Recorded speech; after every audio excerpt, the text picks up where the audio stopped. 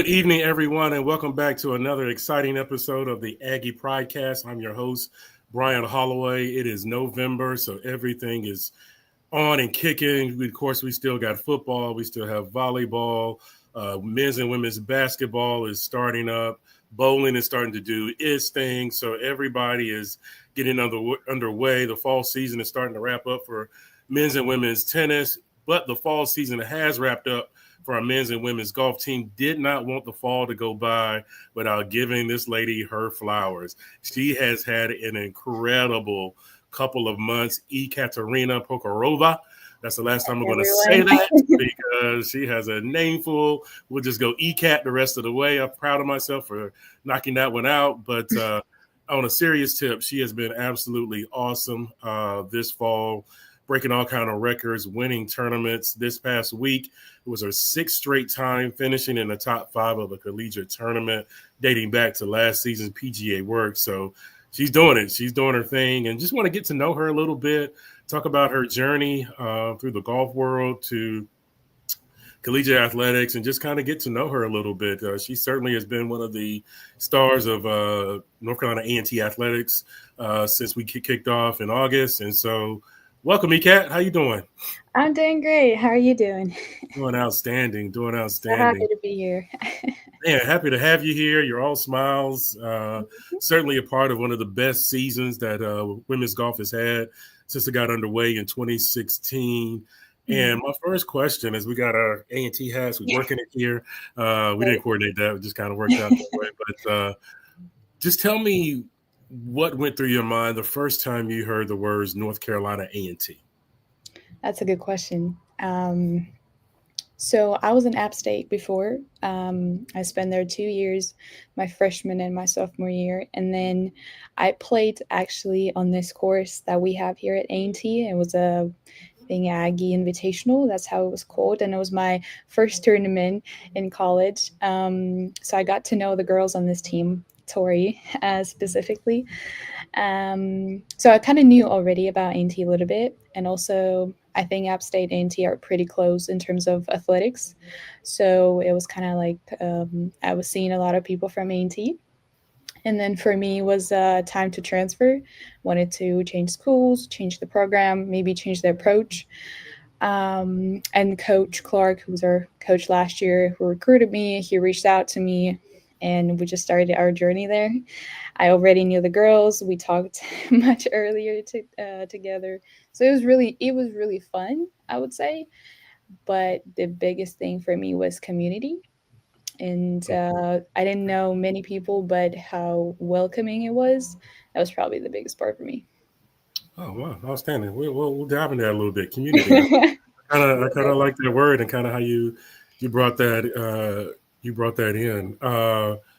Talk a little bit about you know what goes into the mindset of somebody who wants to transfer. I know everybody kind of has their own reasons as to why they want to transfer, but what went into that for you in terms of wanting to leave App State and kind of get into a new program? Well, I would say probably for every athlete that's might feel scary, and because you don't know, it's kind of taking a risk, maybe a betting a little bit, because you never know if you can get to a better school, if you can find a coach that will actually fit you. 'Cause that's a very big part. I don't know how for other sports, probably, but for golfers, since it's kind of more individual sport, and then we're trying to, be here as a team, we compound our scores and stuff like that. But coach is the leader of the team, so it's very important to have a connection. Um, but I would say I felt like I had to change something. And my first 2 years, I was working more in the physics. And then my plan was to spend the last 2 years in college of actually playing and trying to win every single tournament. So I kind of just trusted the process. And I was talking to many schools, but for me, it was coaches connection. And I really liked people here. It's more of a, all coaching stuff, athletic department itself. And I decided to give it a try. And then probably after first or second week, I said, yes, this is definitely my place.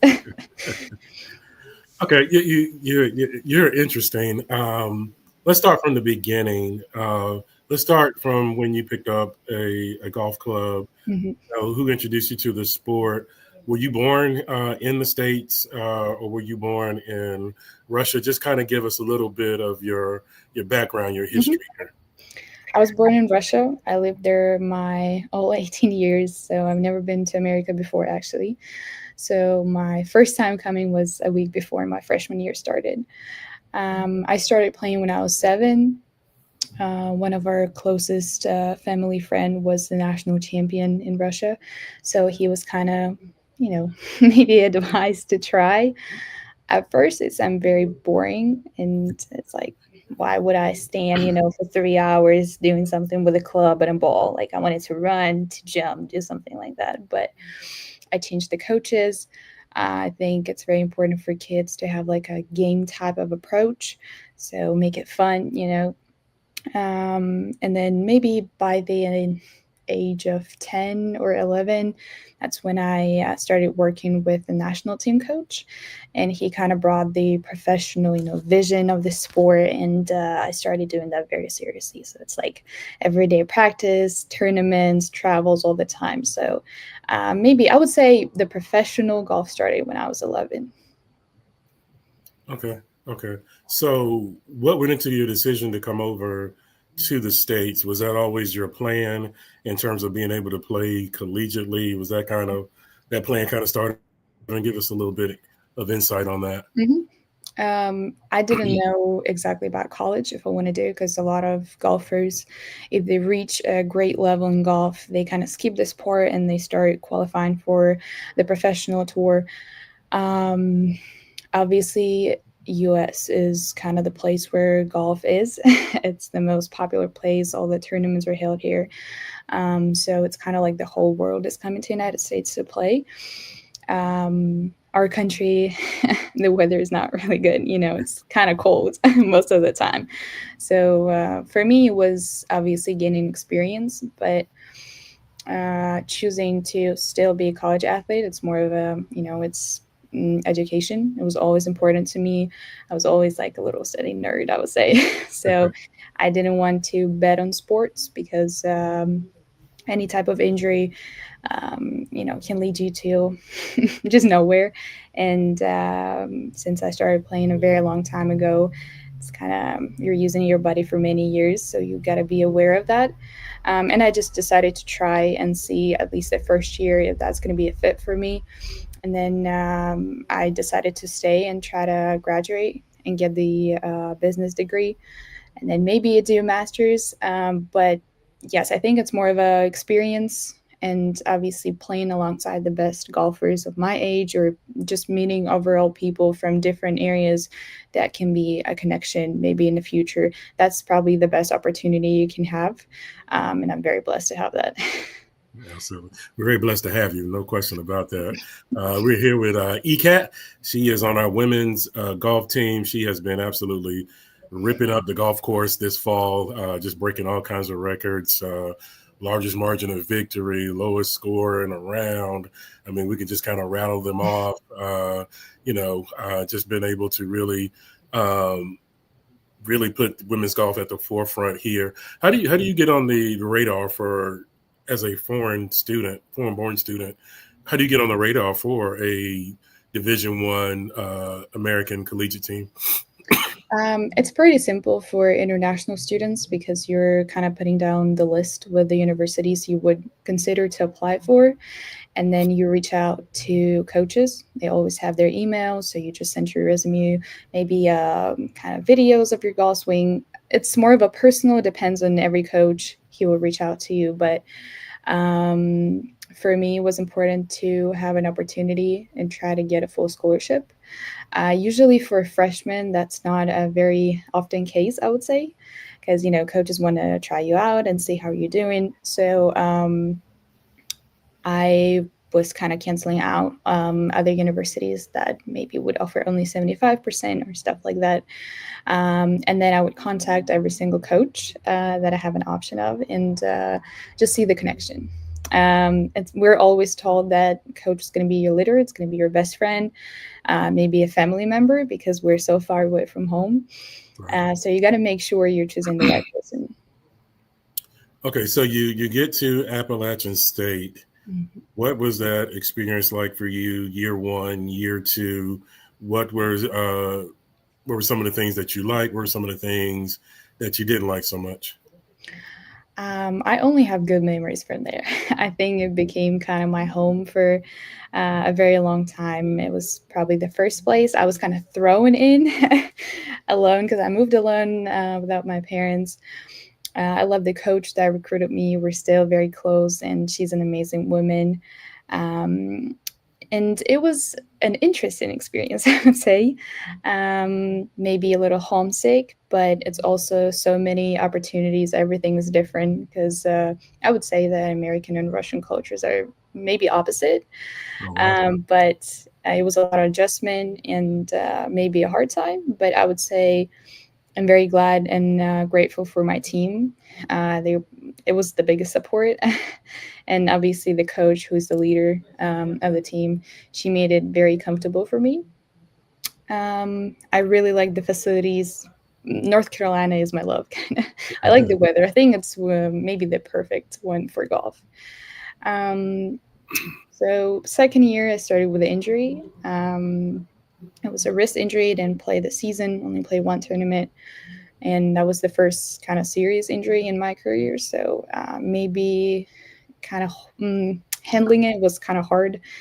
Spending just every day, with the doctors, and you have to be there to support your teammates, and it's very hard to watch them play when you can't. But I think every athlete that has ever been through injuries will understand that. Yeah. And the second season started again with one tournament, then my back injury. So it was, I would say, roller coaster, but it made me much stronger and showed me a different side of sports, because before it was all kind of easy. You're young, have a lot of energy, and now it's kind of combining sports and education is very hard, and you need to adjust to it and make sure that you have enough rest, you can recover and stuff like that. And it's a, I would say, more of a professional level. But I would say I will use this experience just to get better and consider things in the future. And I'm very grateful to have that, because we have to go through hard things in order to get better. So I would always be very thankful for App State, for having all the opportunities. It was really great time, but I think it's always you'll find a time to move on and try to change something around you so you can get better. Yeah, yeah. What are some of the cultural differences that you ran into that you noticed the most as you came from Russia to America? It will be funny to say, but people here, are always smiling at you and can come up to you and say, you have a great outfit. And I've never seen that person in my life. Um, Half of my family, they lived in America before. So I was kind of, introduced to the culture. So it was not like a cultural shock for me. And I'm also a very, adjustive type of person. So maybe it took me a month to get used to everything. But overall, I would say just how people communicate, and it's more of a um, maybe just an adjustment. I would say I can judge what's better, what's worse, just because I'm very happy here. I have the best teammates on earth, and I love them to death. So I'm very happy. That's all I would say. Yeah, yeah. And even in the United States, there's different cultures. People Yes. from up north, Hmm. especially New York, New Jersey area, they sometimes get freaked out because Southerners will just walk up to you and say, "How you Yeah. doing?" or speak to you, Yeah. and that's not something you traditionally do I in had those a areas. Yeah. I had a one event, and I was working in a group with a girl from North, and then with a girl from South. Unfortunately, that was my first week being in the United States. I was not maybe super fluent in English. It was a mess because the accents, the way they talk, the way they communicate. The Southern girl was so open, kind, smiling all the time. The North girl was like all in herself, and I was like, okay, I need to adjust to make sure this works. But I get a lot of questions sometimes because I'm Russian. I'm always smiling, hugs. I'm a very open person. maybe I got adjusted to move. Yeah, no question. So in Russian culture, is there a lot of how you doing, how's the family, or is it a little more not as talkative? Kind of take us through that a little bit in terms of just the interactions that you will have in Russia versus the United States. I would say people are very caring and they value a deep connection. So, obviously, if you're a family member, if you're a very close friend for maybe 10, 15 years, then you would ask all of this. But if that's just a stranger on the street, that would be kind of considered weird. I had a situation when I came back home after my sophomore year, and I was in a health center, and I just asked a nurse, "How is she doing? Like, is everything okay?" Because it's just like you walk in, you respect people, you kind of make sure everyone's comfortable, and she's like, "Do I know you?" And I was Wow. like, "Oh, I'm sorry." And then she was like, "Oh, wait, you're from America." I said, "No, no, no, no, no. I mean, I'm studying there." But it's just not common, I would say, because Yeah. people are very focused. I'm from Moscow, from the center of Moscow, so it's like it's a very high tempo. Like everyone is doing their work, and everyone is focused on something. That's what I don't like actually about Russian culture that I noticed after being a certain time in America, because I love when maybe no one cares, deeply on a deeper level how you're doing or what's going on, but it just makes everyone's day kind of better. So, Yeah, no question. The only thing you have to be careful about with Southerners is like when they say "bless your heart," it doesn't always mean a good thing. So you always have to be careful with that. So yes, that's for sure. we're talking with Ekat Prokhorova. She is with us. She is on the women's golf team. She has been CAA Women's Golfer of the Week 4 times. Nobody's ever come close to that in our program's history. The spring hasn't even started yet, and she's already has 4 of those. So doing an outstanding job. Just want to be able to kind of talk to her, get to know her. She's certainly been one of our more successful student athletes during the fall. Tell me what you thought about the first time you heard the term HBCU. Did Mm. that? What was Did that ring a bell to you? What was that like for you? So, looking for the schools, I didn't have a specific, maybe community that I will be in. Um, it's also a cultural thing in Russia that we don't have a lot of discrimination. We don't have a lot of judgment. Like people don't judge each other. So that was a big adjustment for me coming here because you can see a lot of racial discrimination, sexual discrimination, and that was always kind of weird to me because I want to help any person, or I will be kind to any person. Doesn't matter color, gender, or anything. So I had a lot of black friends in App State, and I have a lot of white friends and Asians, all cultures, and especially maybe being an international student is kind of easier because you travel a lot, you see a lot of different cultures, different people, and you understand that everyone is the same. Especially maybe among teenagers, it's not like as much of a difference. So I had to make some type of adjustment, obviously, when I was searching, I would say, for A&T. But it's more of a, being respectful to people, know what you're saying. But what I notice is that if you show your trust and maybe type of devotion, people will love you. They just make sure that you're not going to be a mean type of person, that wants to offend or anything like that. So for me, respect for people always comes first, and it doesn't matter um, anything about race or gender. I'm trying to be, open. I'm trying to help everyone. I'm trying to be just a great person. So, and I really value this in other people. Yeah, it's been amazing to see North Carolina A&T kind of evolve over the years, in terms of diversity, and certainly having Mhm. sports like golf and tennis and some of the other country club sports has kind of allowed that to happen a little bit, which has been great to be able to see cultures come together. at a historically Black college like North Carolina A&T, but just curious as to how much of the history of not only A&T but HBCUs that you've been able to absorb, if any, during your time here. Um, I would see a lot of, I would talk about women, and I would call it a sisterhood. This is what I value a lot, especially in our team, because obviously I am a minority, and coming into the team, girls also prepared me a little bit. They kind of told me some maybe things about history, but also I was taking a lot of history classes. So I knew maybe the border or little things that might be uncomfortable for other people to talk about. And, you always have to be very cautious what you say.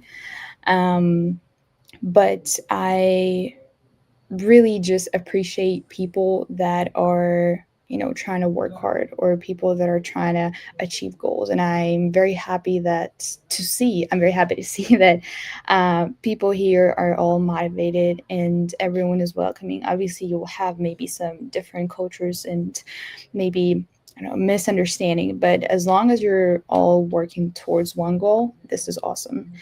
And it was important, I would say, for me to learn a little bit more about the history and the culture, just to make sure that I also respect people and I don't make them uncomfortable.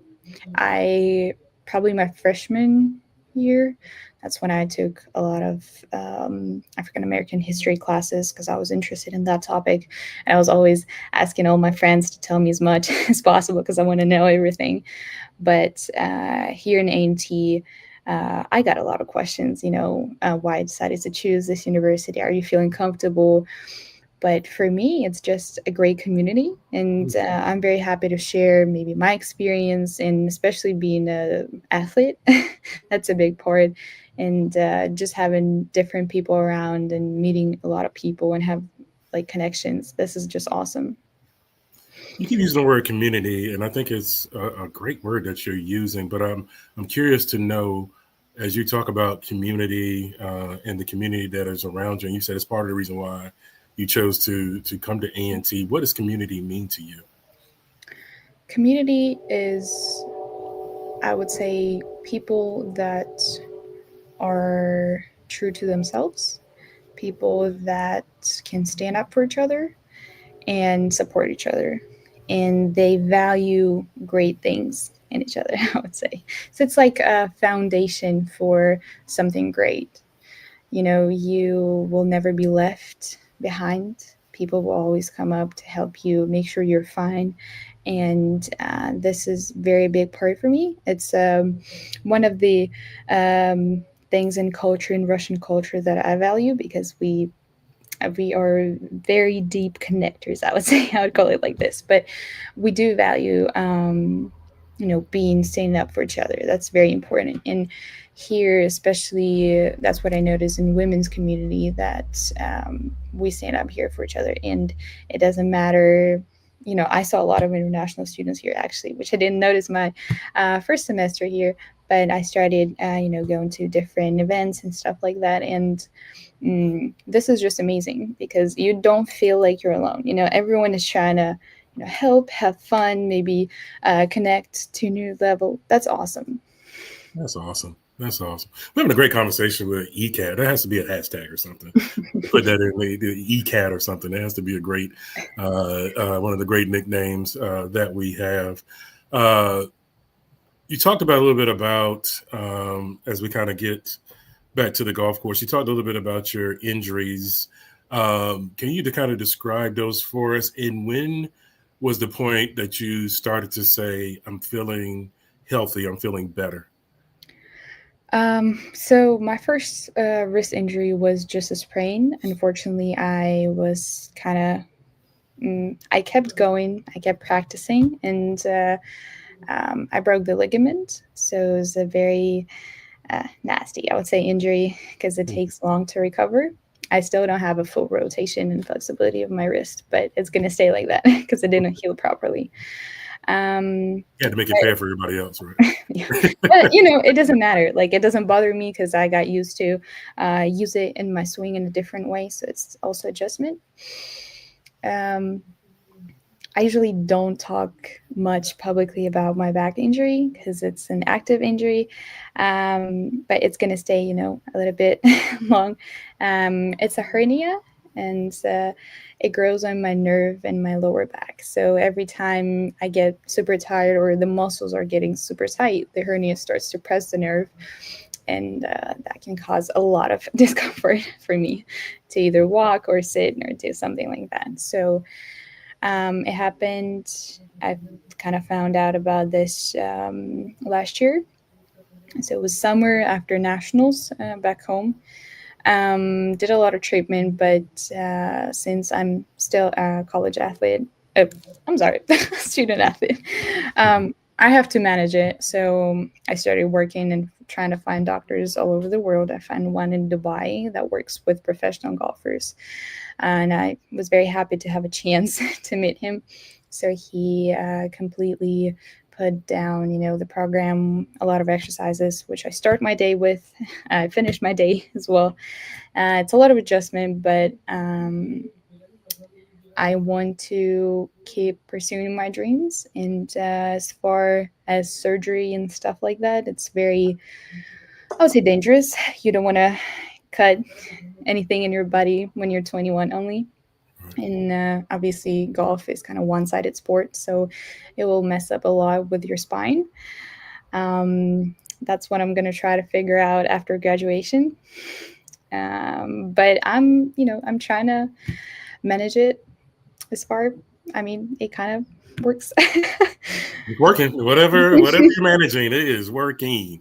Yeah, Yeah. yeah. Don't My teammates know much more about that because they see me sometimes at practice, I don't know, crawling or something like that. But it's, I would say, a little roller coaster. I'm very blessed. It's important to say I had to talk out with coaches, obviously, just because they have to know what's going on, still with that kind of not really good injury. But they support that in terms of maybe less walking for me or adjusting workouts, which was a big part for me because I can squat much and do some of the kind of basic exercises. So I have to protect my back. And I'm very happy that all the stuff here helped me a lot. And it's like kind of we're working towards the goal to at least manage it for the season. So I feel okay. And I'm very grateful for them because we've done a lot of work with athletic trainers, with coaches. So, yeah. Hey, awesome, awesome. I mean, you're a warrior, and we appreciate you. We appreciate what you've been able to accomplish despite the adversity that you've been through, and we're rooting for you. Whatever Thank you. decision you're making or whatever road you decide to take, you certainly have done well by North Carolina A&T Aggie Pride, and in every way that you're doing that. Certainly last year, PGA Works, Mm-hmm. out of the start of all of the ECAT magic. Uh, describe how you describe your mentality, kind of going into that tournament in terms of you know um, just kind of how you felt, and then describe the off season a little bit as you kind of transition into the fall of 2025. Okay. So, our spring season was pretty long. It was packed with tournaments, and closer to the end of the season, I kind of started getting very tired, and especially with school and all the exams. Um, it's also kind of important to consider that I don't have kind of off time because when I finish any semester, I come back home to play for national team. And practices are much longer and more intense. Um, so it's like 4 years of back to back seasons. um, but we were lucky we had, I think, 2 weeks off before PGA Works, and that gave us time to breathe a little bit after a long season. And I took completely the week off just to, it's important for me mentally to be ready for the tournament. That's my part. I'm not worried much about my swing or how my body feels. I just have to make sure I have rest and mentally I'm ready to fight. So it was a week of maybe some sessions with therapists just to make sure that I have the right mindset going in. There was maybe a minimum of golf.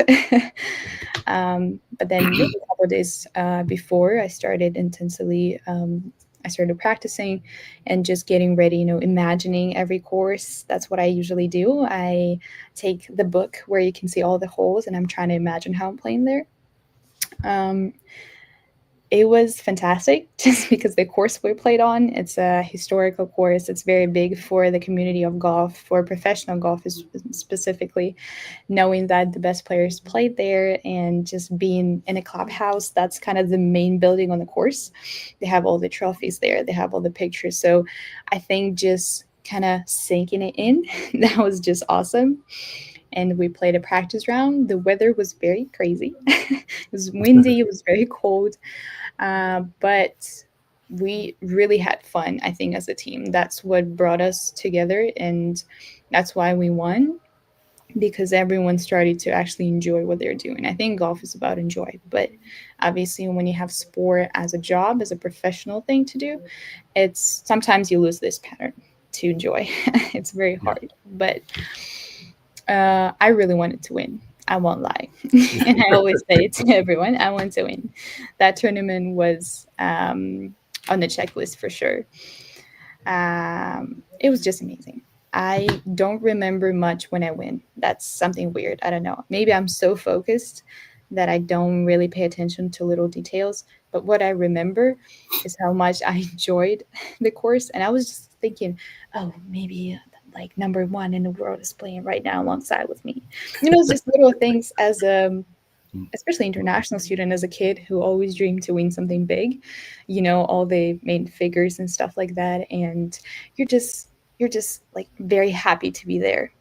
And also playing and having a chance to win is something that I have to be grateful for the rest of my life.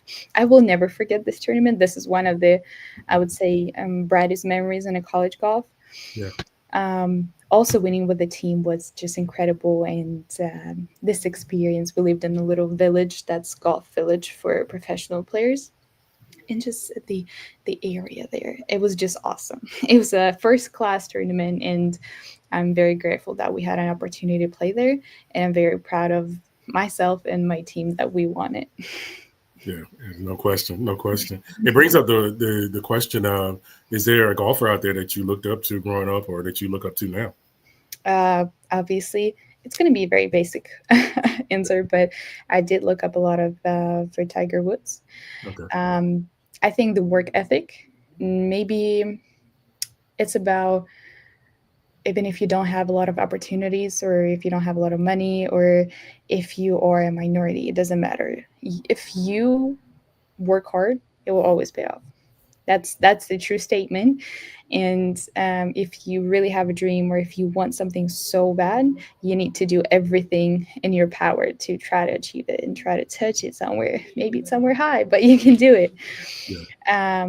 Maybe on the women's side, it's Nelly Corda.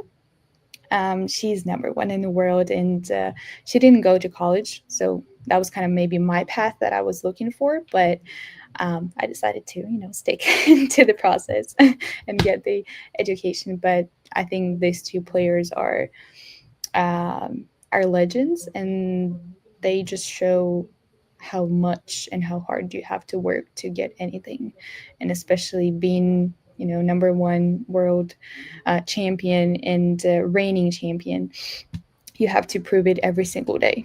And you have to learn how to maybe work with your expectations, with other people's expectations, especially fans, and how much pressure they go through. But they're just amazing athletes and individuals. Yeah, I saw Tiger came to Greensboro a few years back for the Wyndham, and I Yep. was walking down the fairway, and I swear to God, he was floating. He looked like an angel to me, man. Like, I couldn't believe that he was right there in front of me or whatever. It's like, yeah, it was unbelievable. Like, wow, he's really real, But certainly he was the outstanding in golf. So we transitioned to Bridgestone, start off this season, and you just ripped that course apart. I mean, what? I mean, did you just kind of, how how much did you study that course, and what do you attribute to all the success that you had that day or during that tournament? Mhm. So we actually found out about this tournament not kind of so I think it was a week after we came to school, and we kind of, changing coaches, all this type of transition. We didn't really know what's going to happen in the fall, how our schedule is going to look like. So it was a big of adjustment. But as soon as coach reached out to us, she said, "I'm adding a really great tournament. Y'all have to play, so be ready." I kind of always start the fall very well just because I'm coming from national team season, so it's like a everyday intensive practice. Your body's just in the shape, probably in the best shape. And when you start studying and have like smaller practices, that's when it's kind of harder to keep your shape in the best level. But as soon as I got a text about the course, that's when I started to study it. Obviously, it's much easier when you're on the course and you can look at the little details. But I was just trying to, study as much as I could. And then when we arrived to the course, it was just for me writing little details that I usually do in the little book, just to make sure I know everything and I feel comfortable. Um, Me and my coach, we changed the clubs. So that was a big adjustment because I came to, we arrived in August. I got my new clubs and immediately started testing them. And maybe for a week, I couldn't hit a ball just because, it's a very big adjustment going from a different type of clubs. And I was like, that's very, that's kind of scary because we're about to leave for the tournament. But I would say if you're mentally ready, you can get your body in the right spot. So after first round, I was surprised. I won't lie. It was not the best round in terms of score in my life, but it was a great start. And since we played 36, it was really great to finish. I think I finished 9 under in 36 holes. That was good. Not bad, not bad. So I really enjoyed this course. It's a TPC. Sugarloaf TPC stands just for the courses that are supported by PJ, and these are the best quality courses in America and in the world. So obviously playing on this type of course again was a big thing for me. And usually when I play this type of courses, I want to perform as well as I can. It's just maybe a memory for me. Um, of course, I wanted to win it. I told coach I'm gonna win Always want it. to win it. Yes, Always want to I'll win win it. for sure. I had to keep focus, and I was playing very well, I would say. And it was a very peaceful tournament because sometimes, sport is very emotional, but this was just peace and maybe just a pure joy. That's how I would describe it. No doubt, no doubt. What was working for you today? Your short game? Did you putt the ball well? Were Mm, you hitting it well off the tee? What do you think was working for you during the term? I think for me, so since I changed clubs and I started bulking a lot, so it was a big body adjustment. Um, Tee shots. So the first shot on your hole, it's kind of tight course, so you have to be sure that it's on the fairway, in the middle of the fairway. And I had kind of opportunity to kind of manage it very well. And after the shot is pretty easy. You just have to, be smart, maybe not risky sometimes. So short game was okay. I wouldn't say it was good. Always can be better. But the biggest part, I think, is tee shots because this course is not very long. So if I hit driver and kind of the biggest club, the one that I hit the furthest with, if I hit it well, then I'm probably gonna set for birdie. So it was just trying to make buckets. That's how it goes. We're here with ECAT. Your teammate won the SAS last year before you did, and then you came back and made it back-to-back Aggies to win the SAS. What was that like for you and Tori? To kind of be back-to-back champions from North Carolina A&T. I was asking Tori so many questions about this tournament because last year I missed it because of the injury. And I was very sad. I hate missing tournaments, especially in college. This is just no for me. But they set me down. So I didn't experience that. And going into that tournament, I talked to coach and she said, No matter, it doesn't matter what's going to be the result as much. I want you to experience that tournament just because of the community, how well it's organized and stuff like that. So um, this was very important for me. We really did, I would say, a great job. A very, very great job as a team as well. It's a both men's team and women's team, and I won as well. So it was I would say it was a pleasure. We were very happy. Um, Going into probably kind of history of the tournament that is supported by PJ again, and professionals were playing alongside with us Saturday, Sunday. So it's when we finished, we're watching the last two groups finishing.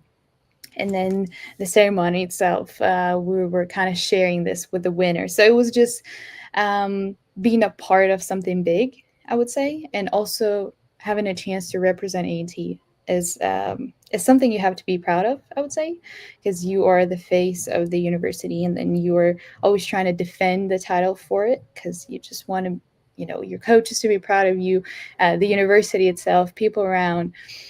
I didn't notice that, but little kids are looking up to us because we went to a little school event to help them maybe share just our experiences and stuff like that. And there was a little girl that came up to me. She said, "Can I take a picture? You're a superstar. I want to be like you when I grow up." And that really touched me because I never thought about it. Being an athlete, trying to be a professional athlete is like it's your everyday routine. You kind of get used to, especially when you get to a higher level. You don't expect a lot because you're kind of progressively going into that. And then you talk to little kids and they're like, "Oh my gosh, you're so cool, like I want to be like you." So it's also for us, I think, maybe defending the legacy and bringing it up to other generations and kind of try to spread it out and show that you still can do it. It's a big part of your life and you really want to enjoy it. And golf teaches you a lot. So it's not just about sport. I'd say golf is much bigger than that. We are here with ECAT. She is quickly making herself into A&T lore, becoming an A&T legend, no question about it. Hey, shout out to the men's team, too. They've had a great fall, too. 2 tournaments. Absolutely. Here, They Mercado crushed finished it. second. Just finished second at the Fripp Island Intercollegiate, and so they've had some winners and some first place finishes, and so shout out to them. They've also done an outstanding job throughout the fall. Misha Levister, the new coach, director of golf, she's come in and just kind of really done an outstanding job with both programs. And for you, what was that adjustment like? Because like you mentioned, Coach Clark brought you in, but what was the adjustment like having to bring in a new coach for this season? I will start just with the fact that I had 4 coaches in my 4 years of college. So, yeah. You're used And to it. back home, I considered that I only had one coach. It's the coach of national team. He's my best friend. He's like my mentor, I would say. It's a part of the family already. So we don't switch coaches as much. But I will give a big shout out to Coach Misha because the amount of stuff she's done to us, I think she is the reason both teams are really progressively going into the season. Like we've done so much and we changed, I would say, maybe rewrote history a little bit. Yeah, take Yeah, that. we still have a lot of stuff to do, spring semester, we have a lot of work, but for now, maybe just take a little stop, and appreciate what we've done and thank coaches, especially. Um, she became like a kind of center of this team. She maybe mixes discipline with fun. And it is very important to have fun and try to find it in any little details. Otherwise, you're probably going to get depressed and quit. But she's very professional.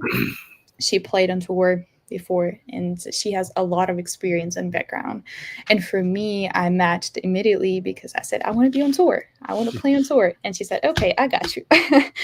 So she automatically became best friend, a very big, big coach for me. I hope I can keep her for the rest of my life. She said she would carry with me on the tour.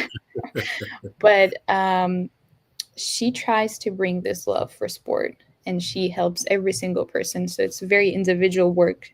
The amount of this individual work that she does is incredible. I don't know how she manages it, but she always says for some reason, "Oh, y'all done this. Like I just came. It's all you." No, because we haven't done this last year, but it's same us. Yeah, Yeah, she's definitely a big part of all these W's that we got this semester, and she's an amazing person. I love her to death, and I'm very, very grateful she is the leader of this program. very nice person. Very nice person. Very personable. No question about it. Uh, Seems like you and Tori have kind of built a bit of a friendship. Am I right about that? I love Tori. She's the closest person on the team.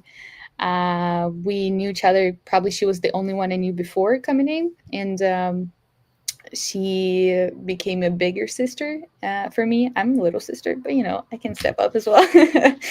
But I found something really deep in her in terms of her values, her life, maybe vision and stuff like that. And we like to have fun. We're both kind of golf nerds. We like to analyze our swings for so long. So we just try, to support each other, to help each other become better every day. So it's also a big part of our friendship and communication, everything we share together. But I would say every single teammate that we have is a part of our family. And that's a big adjustment that coach made this year. She said family first and no judgment. All the questions have to be brought up to the table. They have to be talked about because if you keep something, that's going to be, some problems going on. Yeah. And she taught us a lot. And we're trying to also, get to uh, be better people, be better teammates. Because golf is individual, kind of like sport, but we have to learn how to be a team. A great teammate is so much different, maybe sometimes harder than a great player. And she did a great job kind of bringing all of us together. Yeah, that's I like that. Being a great teammate is sometimes harder than being a great player. That's I think that's Yeah. very true. Yeah, I got to let you get out of here, man. I'm enjoying this. This has just been very educational and very interesting to me. We Are, can are talk for you hours for sure. what now? We can talk for hours for sure. Yeah, yeah, yeah. You're fun. Do are you American politics, Russian politics very different? As you are here in America, you're paying attention to what's going on back at home. How does that impact you? How does that impact you from a mental standpoint and from a standpoint of having to compete? Um, Russians don't have flag right now, so it's for national teams to compete internationally is impossible. Sometimes they do like no flag qualifiers, but obviously being a part of a national team, you always to defend the title to represent your country. That's one of the reasons a lot of people choose college sport, just because there is a chance to have 4 years of play and maybe get an experience or a different perspective of sport. But um, I would say maybe the first year was kind of hard to adjust. You don't know what's going on. You just a little, very small part of this. Obviously, you don't control anything, and you're just listening to news. But I had to work with therapists a little bit because that was exactly the year when I came to America the first time. So I had to face questions from different people because they're also interested what's going on, and I had to make sure I answer properly. Because speaking about politics, you have to be very careful. Um, all I can say is that I think all people should live peacefully, and there shouldn't be any wars, and people should sit down and talk it out. Okay. um, I'm very happy my family is okay because my family's in Russia. Trying to call them every day as much as I can to make sure everything's fine. But it was kind of a hard time. Trying to manage it, not pay as much attention. I have my stuff to do here and make sure I perform well, make sure I study well, do everything I need to. Um, but just trying to stay connected to home and make sure everyone is okay. Great, outstanding. So a lot of your pictures you're doing like this. Who taught you this? Is this the kind of that's your Tori. thing? Right? She definitely did that. Yeah, is that kind of impactful for you? To kind of do you feel like I'm an Aggie? I'm ENT I Aggie. didn't know that until actually this year, but I don't know. It's a cute way. You know what I noticed? This is a fun fact. I was traveling somewhere, maybe for Christmas, and I was wearing ANT gear, and someone in the airport came up to me, like a pretty old lady, and she said, "Aggie Pride." Oh my gosh. So I started noticing that a lot of people graduated from A&T, and when they say they either see you or just like come up to you, they're like, "Oh my gosh, Aggie Pride, yes, how are you doing?" So it's also bringing back to the community the word that I use. It's like such a different, like I would say, range of people. It can be from 5 years old to like 75. So it's a just, I would say, a family. Like it's a really important word for me. But I do feel that this is my family. So Oh, that's wonderful. That's wonderful. Have you worked on your Aggie Pride? I mean, are you pretty good? Like, can you do the cadence? Can we hear Aggie Pride from you? sure, of course, Aggie Pride. Awesome. That's my I always do that everywhere. If someone comes up to me say Aggie Pride, I will scream this. Yes. For sure. That is great, man. That is great. You broke all the language barriers and everything. You broke that down. Thank you so much. Just real quick, how you say you did come into the country speaking English, but how long did it kind of take you? Because you've done a wonderful job throughout this entire interview. How long did it kind of take you to? By the way, say what? I said I'm very stressed. By the way, I was not prepared for that. But how long did it kind of take you to really kind of pick up the language there? I think it's pretty easy when you're surrounded by native speakers, and I knew the language in terms of maybe paper and stuff like that, like rules, all the words and stuff, but pronunciation and maybe the speed of my language was very slow. 3-4 months. I didn't talk much to my parents on FaceTime because we have a very big time difference. It's usually morning, night, night, morning. So we usually text, and I was only surrounded by English-speaking people. So maybe 3-4 months, and I started dreaming in English. I started counting in English, and I was like, okay, that's the point when I know it's coming. Yeah, I feel comfortable. It's funny because sometimes when I talk to my parents right now, I forget Russian words. The structure of the sentences is so messed up, and I feel like I don't know Russian anymore just because I'm thinking, how do I say this word in Russian? I don't know. But yeah, it was pretty fast. It was scary for sure, but fast. And I like how my teammates are still making fun of my accent. Sometimes, it slips, especially when I'm tired or when it's late. Your brain is tired. You're not really functioning. And they will definitely take this opportunity to make fun of me. What's your major, ECAT? Business administration. Okay. And you want to go into golf before you kind of go into a career? Yes. It was always a dream. It was always a goal. So I will try to do everything possible to try and pursue that. And I will fight until the end, until either doctors say no or something else is going to say no to me. But I'm going to be a stubborn, and I'm going to try to go as far as I can with sports. Yeah, be as stubborn as you can, man. We wish you all the best. We can't wait until the spring. Desmond's going to kill me because I think we went a little long, but I enjoyed it, man. This is great.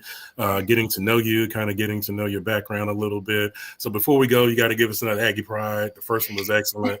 You got to give us one more, and we'll call it a night. And thank you so much for joining us. Thank you so much for having me. Aggie Pride. There we go. All right. We'll see you guys next time. Bye-bye. See ya. Thank you. Bye-bye.